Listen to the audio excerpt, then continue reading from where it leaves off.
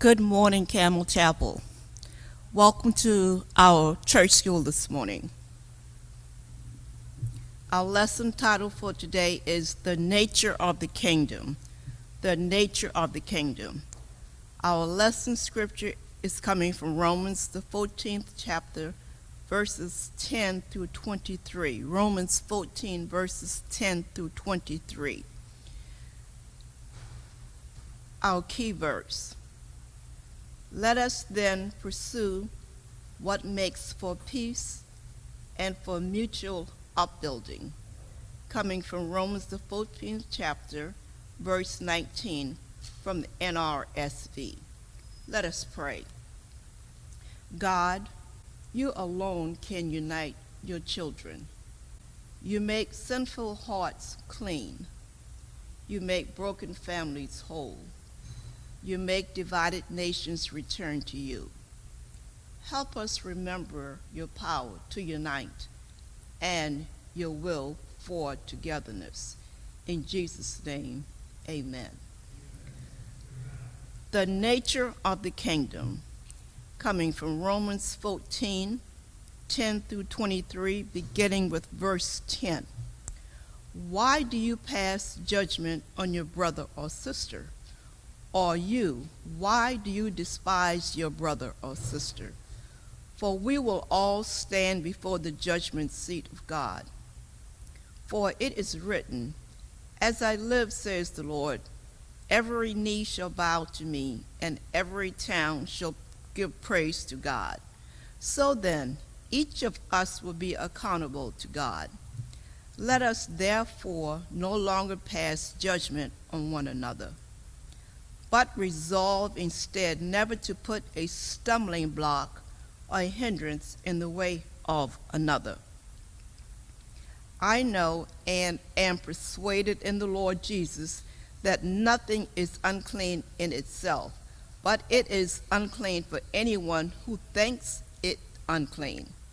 If your brother or sister is being injured by what you eat, you are no longer walking in love.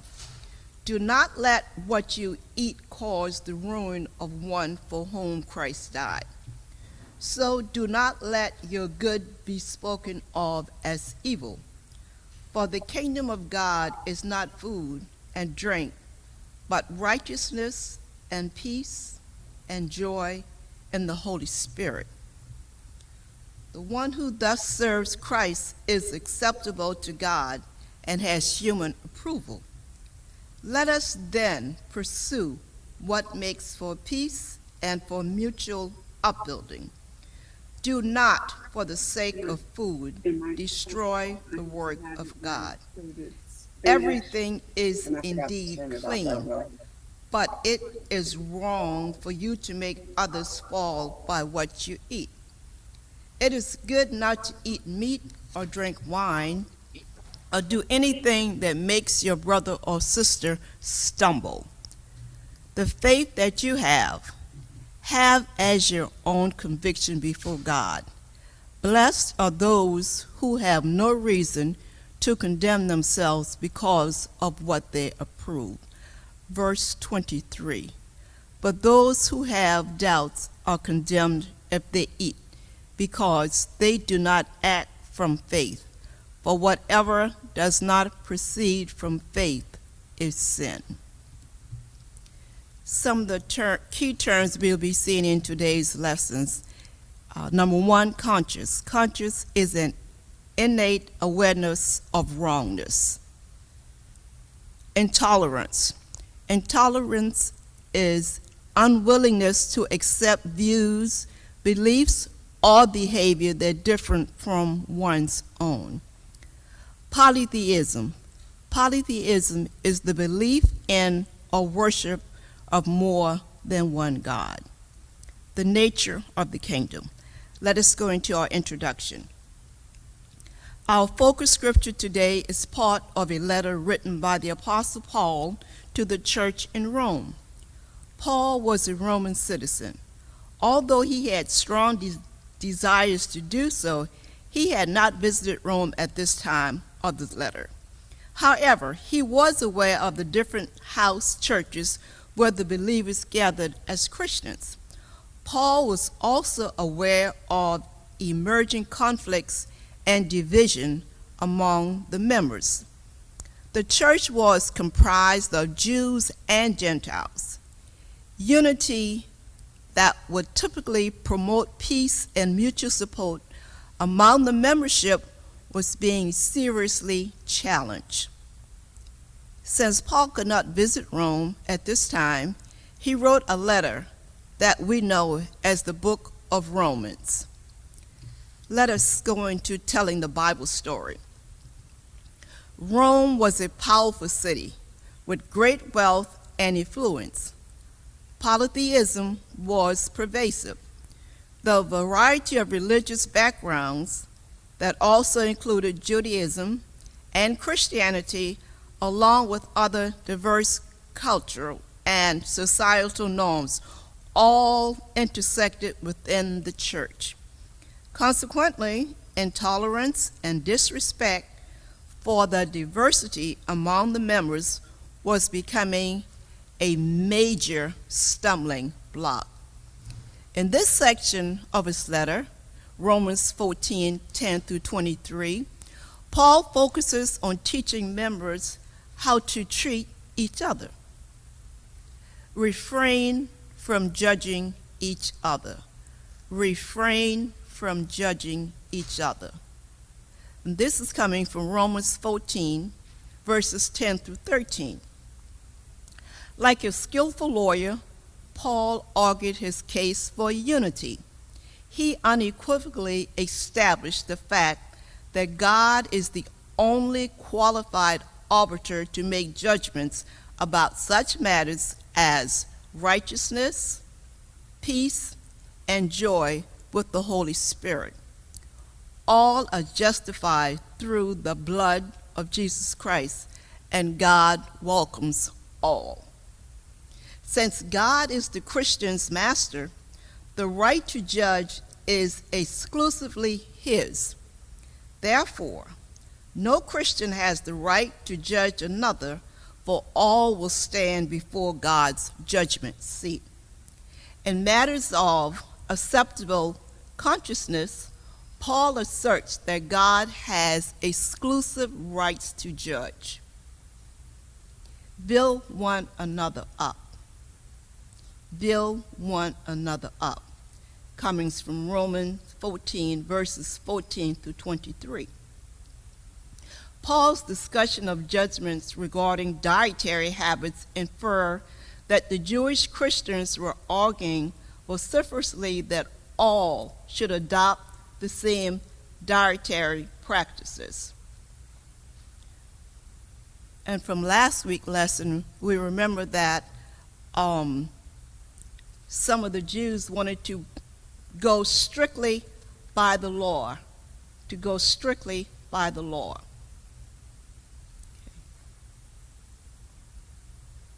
To resolve disputes of this type that was in the church, Paul introduced the conscience. And once again, we said the conscience dictates to you, or should dictate to you, whether you're going right or you're going wrong. Paul introduced the conscience as an internal monitor for determining what is appropriate and what is not. In other words, all have been accepted by God, and each Christian is to listen to his own conscience to determine what is or is not acceptable. Paul focused on food, but other scriptures clearly indicate we should use this metric with all decisions. To act in ways that are contrary to your conscience is sinful.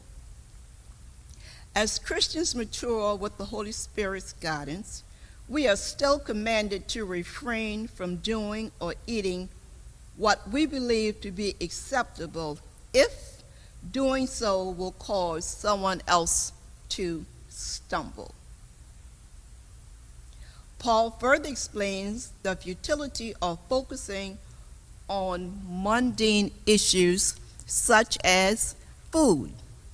The kingdom of heaven, the promotion of peace among ourselves, and edification of each other should be our main focus.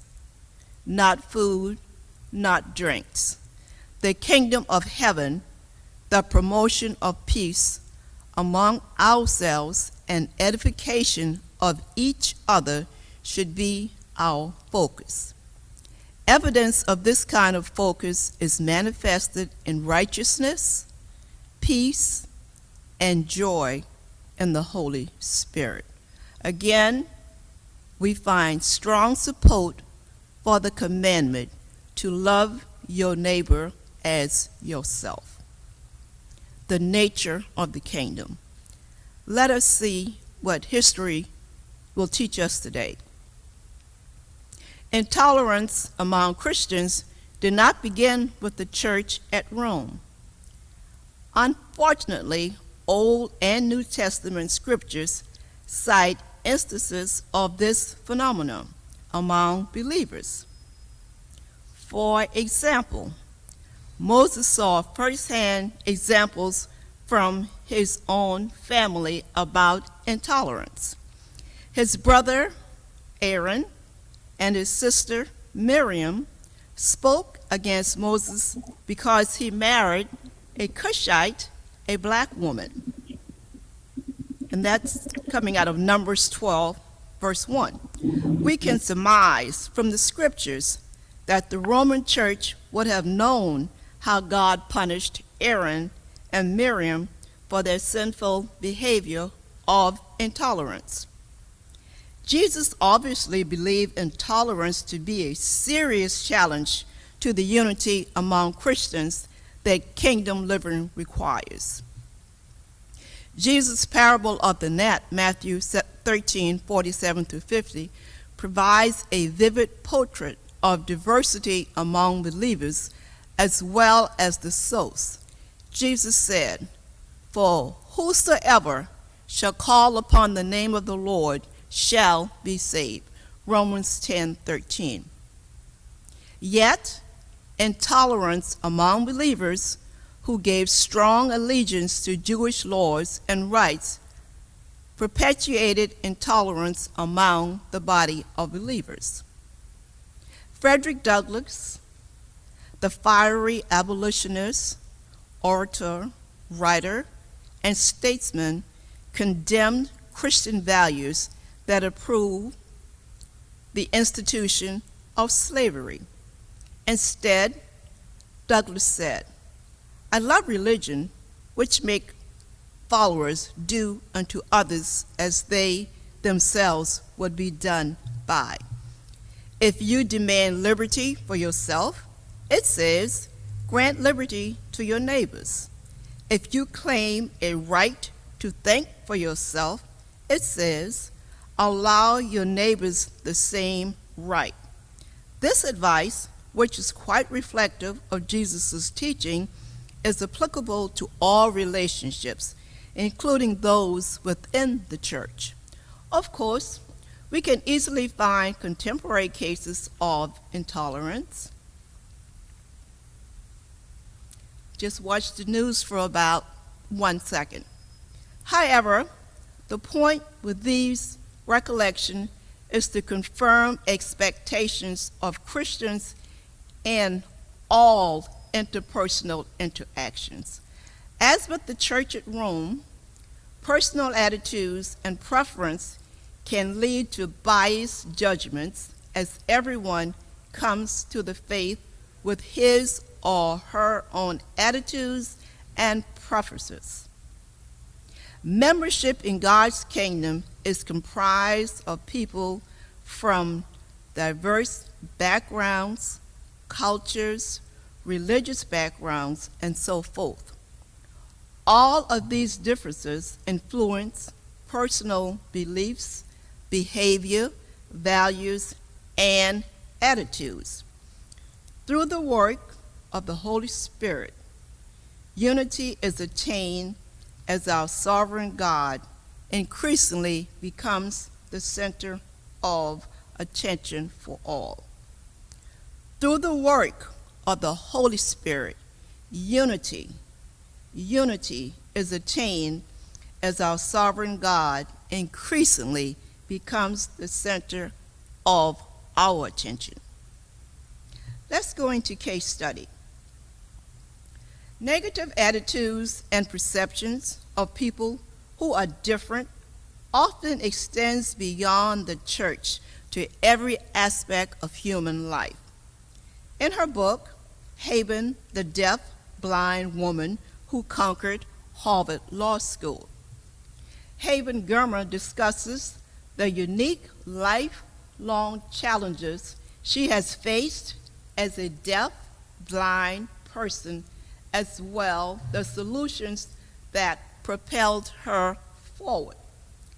Having successfully navigated her matriculation through Harvard Law School, Ms. Germer has devoted her legal career to advocating for full acceptance and inclusion of people with disabilities.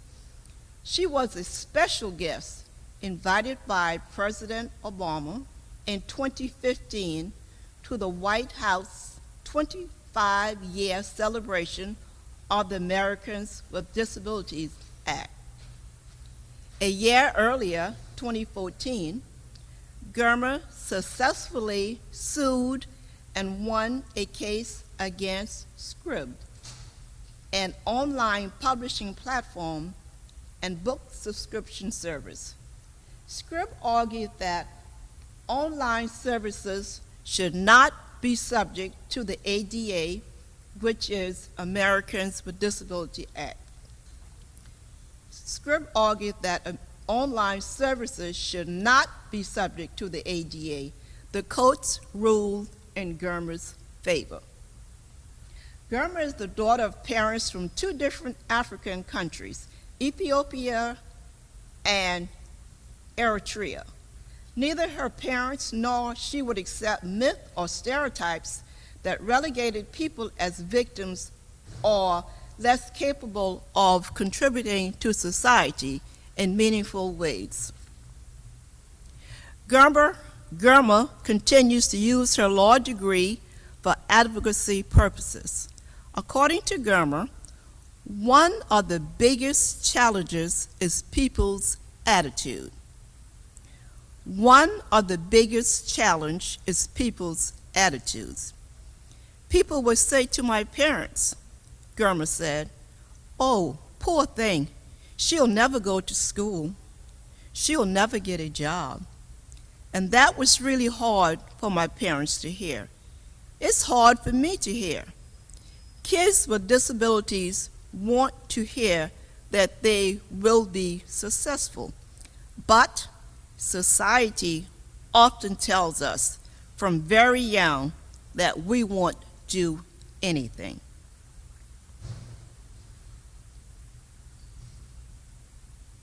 Let us see what life application has to tell us about our lesson today.